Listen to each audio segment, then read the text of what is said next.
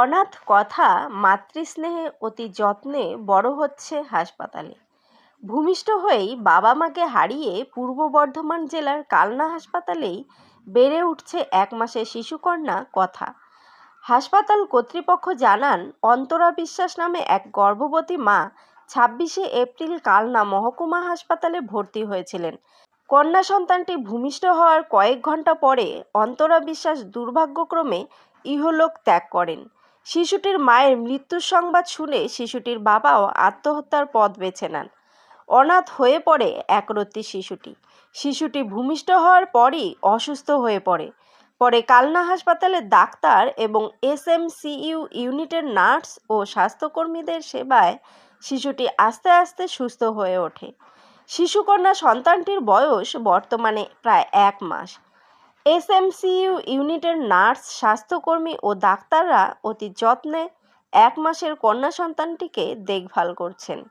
নার্সরা ভালোবেসে কন্যা সন্তানটির নাম দিয়েছেন কথা। এখন SMCU ইউনিটের প্রতিটা স্টাফ, ডাক্তার এবং নার্সের চোখের মণি হয়ে উঠেছে।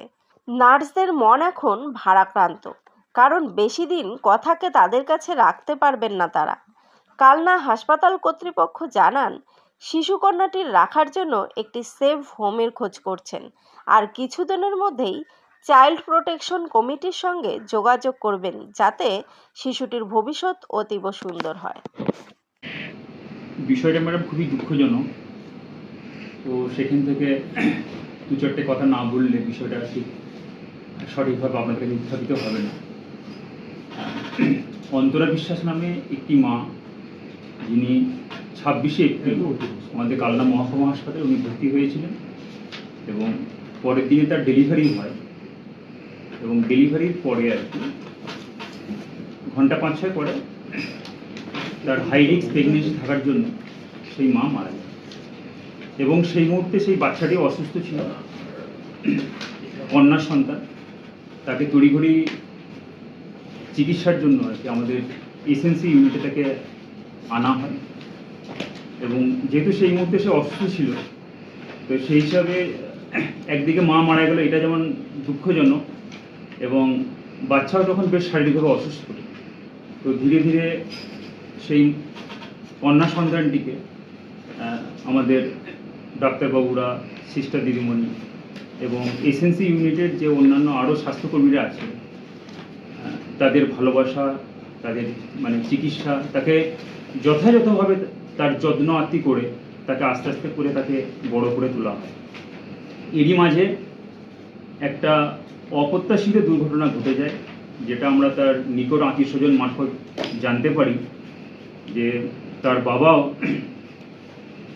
আকস্মিকভাবে আত্মহত্যার পথ বেছে নিয়েছিলেন, যেটা খুবই দুর্ভাগ্যজনক। সেই হিসাবে এই মুহূর্তে সেই কন্যা সন্তানটি একদিকে যেমন মাতৃহারা, অন্যদিকে তার বাবাও নেই।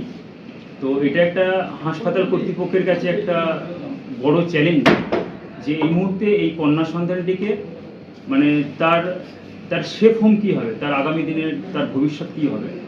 তো এই বিষয়টাও আমরা ভেবে রেখেছি। এই জন্য আমাদের পূর্ব বর্ধমান জেলার যে চাইল্ড প্রোটেকশন যে কমিটি আছে, সেই কমিটিকে আমরা অতি সত্বর একটা চিঠি করবো আর কি, যে এরকম একটি কন্যা সন্তান আমাদের কাছে আছে, বর্তমানে সে অনেকটাই সুস্থ এবং আমরা খুব গর্ব অনুভব করি যে আমাদের ডাক্তারবাবু, সিস্টার দিদিমণি, নার্সেসরা এবং ইউনিটের অন্যান্য কর্মীরা তাকে খুব কোলে পিঠে করে খুব ভালোবাসা দিয়ে তার যখন যে ধরনের তার